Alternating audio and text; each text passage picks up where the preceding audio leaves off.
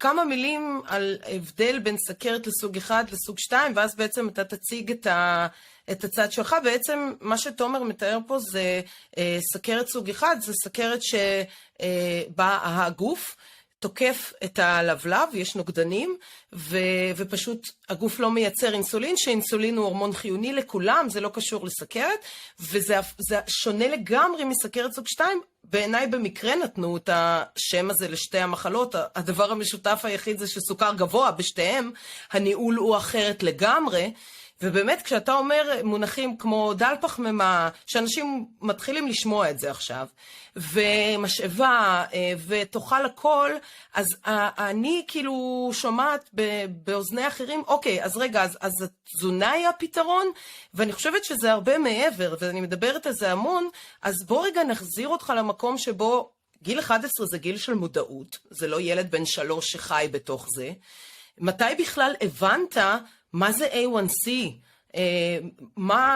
זה שהרגשת לא טוב זה הכי חוויה אישית, אבל איך נולדת בכלל לתוך המחלה הזאת? כי זאת מחלה באמת, לעומת סכרת סוג 2, זה מחלה באמת. אז בוא תספר לנו קצת את החוויה האישית שלך מתוך הגילוי, ואיך בכלל התגלגלת לזה שאת מרגיש לך שמשהו לא נכון.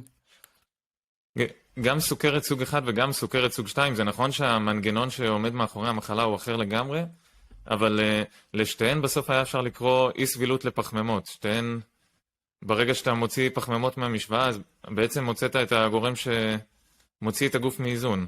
ואיך זה? וזה משהו שגיליתי על עצמי, ואת אומרת, איך הגעתי לזה ואיך הכל התחיל, אז אני באמת מרגיש שקיבלתי את המחלה פעמיים, והמון סוכרתיים שכשאני עובד איתם, אני מלווה אנשים, אז אומרים לי אותו דבר, שזה לא אותו דבר להסתובב ילד בן 11 שמקבל משאבה לידיים, ואת אומרת שיש לו מודעות, וזה נכון, אבל הוא לא באמת בשל להתמודד עם כזה דבר כבד, אז הוא סוג של...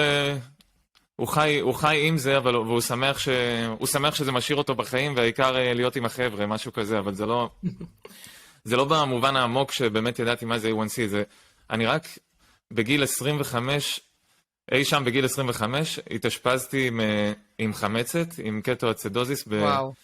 כן, ורק שם השתנה לי הכל, אני מרגיש כאילו נולדתי מחדש בבית חולים הזה, ורק שם אמרתי לעצמי שאני חייב להחזיר שליטה לחיים שלי, שזה לא הגיוני, שאני כל יום מודד את הסוכר, ופעם אחת יש לי 40, פעם אחת יש לי 300, ואני בכלל לא יודע מה הסיבה, מבחינתי כל מדידה היא הפתעה. אז רק ברגע הזה שהייתי בבית חולים, וזה קטואצידוזיס, למי שלא יודע, זה חמצת סוכרתית, אז זה גם מצב שחלק מהסוכרתיים, הם לא יוצאים ממנו בחיים, וחלק יוצאים בקומה, שזה תרחיש גם לא כזה נחמד. אז רק הקפה הזאת שממש גרמה לי להבין שאין, אתה איבדת שליטה על הסוכר שלך בדם, על הגוף שלך, על הכל. בזה שאיבדת שליטה על הסוכר בדם, אתה לא שולט בחיים שלך, וזה הכל.